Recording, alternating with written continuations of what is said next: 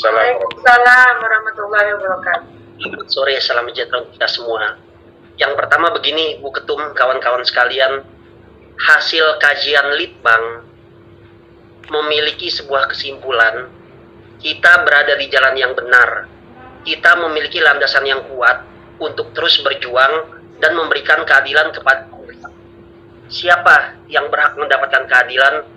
3043 guru kategori P1 yang dibatalkan, kemudian 193.954 guru lulus passing grade, serta kawan-kawan honorer yang belum diangkat menjadi ASN P3K, kategori P2, P3, bahkan P4. Jadi PGRI berjuang untuk semua, bukan untuk 1, 2, 3 kelompok orang. Itu yang pertama. Yang kedua, hasil kajian Litbang insya Allah akan dirilis pada tempat yang tepat. Maksudnya tempat yang tepat itu adalah kami mengikuti arahan Bu Ketum akan konsisten berjuang secara moral, intelektual, dan konstitusional. Apabila ada forum dialog dengan pemerintah, Kemendikbudristek, Kemenpan RB, pemerintah daerah, Kemenq, bahkan kalau diperlukan, kami siap memberikan hasil kajian kami, termasuk melakukan kajian untuk melangkah ke ranah hukum, yaitu PT UN. Apabila surat keputusan pengumuman Dirjen GTK kita anggap cacat secara administratif, dan juga ke Ombudsman apabila memang kita melihat ada dugaan pelanggaran dalam hal penyelenggaraan pelaksanaan pemerintahan oleh dalam hal ini Panselnas. Dan kajian kami insya Allah siap, secara empirik juga sudah dihimpun dari data teman-teman di lapangan. Selanjutnya memang kalau kita melihat secara satir, ini nih saya mau satire dulu nih ya. Kebijakan pendidikan kita itu laksana montir amatir. Terima bongkar, tidak terima pasang. Terima bongkar, tidak terima pasang. Terima bongkar, tidak terima pasang. Jadi kacau banget. Hal ini diperparah oleh politik adu domba, persis seperti zaman kolonial.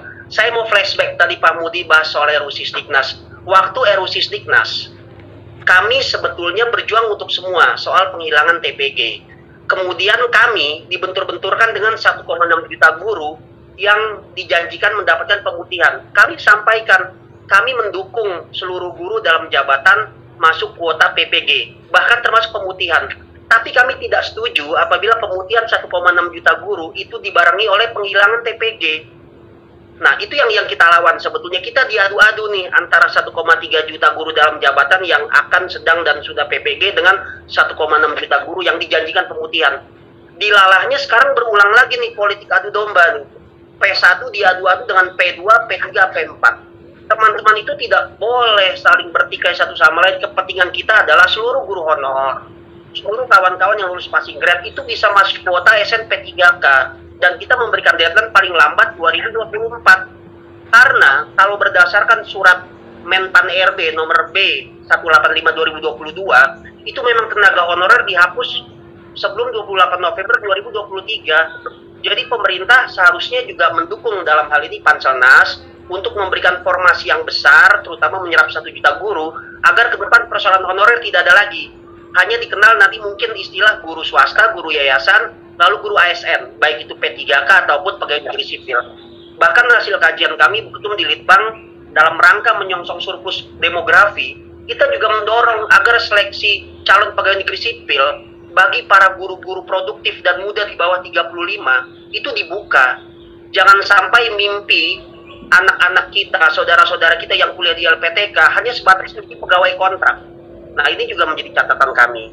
Lalu kemudian terkait dengan persoalan hukum itu seharusnya bersifat non-retroaktif.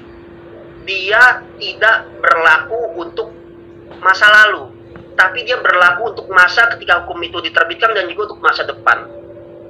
Ini yang menjadi masalah adalah hasil keputusan kawan-kawan yang dijamin secara regulasi oleh Kemendikbudristek nomor 349 tahun 2022, lalu Permenpan RB nomor 20 tahun 2022 dianulir oleh keputusan yang muncul belakangan. Itulah yang akan disebut oleh teman-teman Kemmenpan RB 149/2023 dan juga surat pengumuman 1199 oleh Dirjen GTK.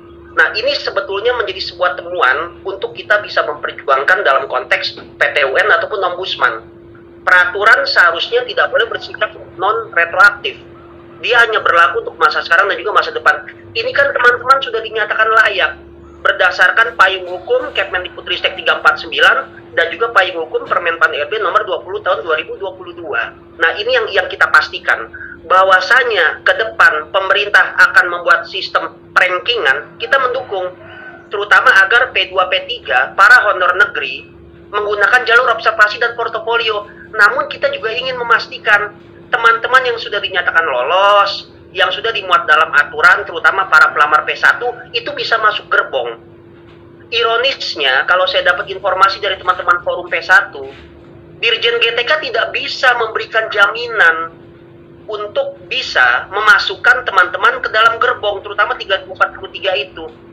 Yang ada malah diarahkan untuk mengikuti tes lagi, tes ulang. Ini kan merupakan sebuah penganiayaan tadi, kalau kata Pak Ketua PGRI Kota Palembang.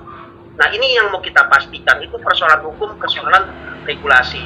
Kemudian yang berikutnya, Bu Ketum, Bapak Ibu sekalian, sebuah ironi besar ketika 250.300 guru diangkat oleh Kemendikbudristek dan itu dianggap sebagai sebuah prestasi dengan narasi yang berulang. Namun ada 3.043 guru kategori P1 yang dibatalkan. Semakin karut-marut karena 3.043 guru ini nggak tahu salahnya di mana ketika dianulir, itu jadi problematika. Secara hukum mereka sudah dijamin, tadi saya sampaikan oleh Kemendikbudristek dan juga oleh Permenpan RB 20. Lalu secara empirik di dalam aplikasi SSCASN mereka sudah memenuhi tahapan administrasi. Artinya sistem sudah membaca mereka lulus administrasi, ijazahnya linier, melamar ada sekolah induk, kemudian formasinya terbuka, lalu dapodiknya aktif, sampai kemudian mereka ikut tes. Dan setelah mereka ikut tes, mereka lolos passing grade. Dan itu dijamin oleh Permenpan RB 20, pasal 37, ayat 1, 2, 3, 4, dan 5. Tiba-tiba, 3.043 dirilis, dibatalkan penempatannya.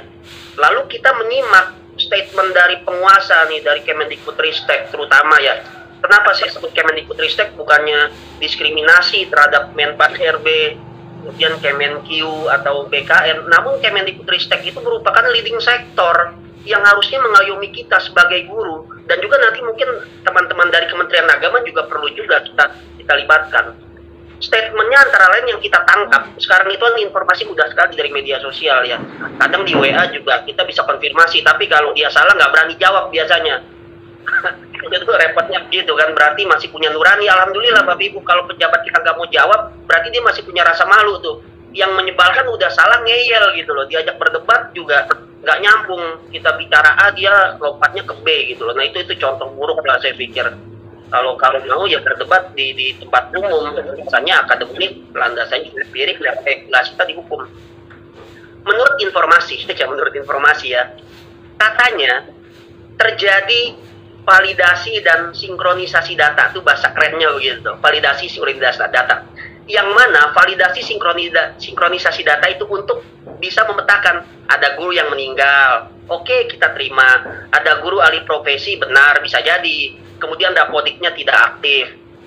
Tapi kan lucunya apa, iya orang yang meninggal, orang yang dapodiknya tidak aktif, alih profesi dalam rentang waktu kurang dari 1 tahun jumlahnya bisa ribuan orang, kan kacau. Lalu kita kejar lagi, ini maksudnya apa nih validasi verifikasi? Kok nggak ada konfirmasi kepada para peserta? Mereka mengatakan, sudah diberikan masa sanggah. Yang saya pahami nih sebagai orang awam, masa sanggah itu kan perspektifnya dari peserta ya, bukan dari penyelenggara. Tapi mereka menggunakan sebuah terminologi baru, dan saya pikir agak muslihat.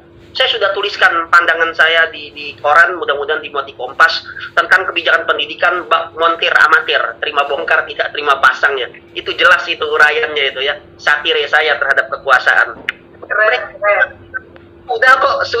Sudah ada sanggah, setelah kita cek sanggahnya itu sanggah oleh penyelenggara, kan konyol.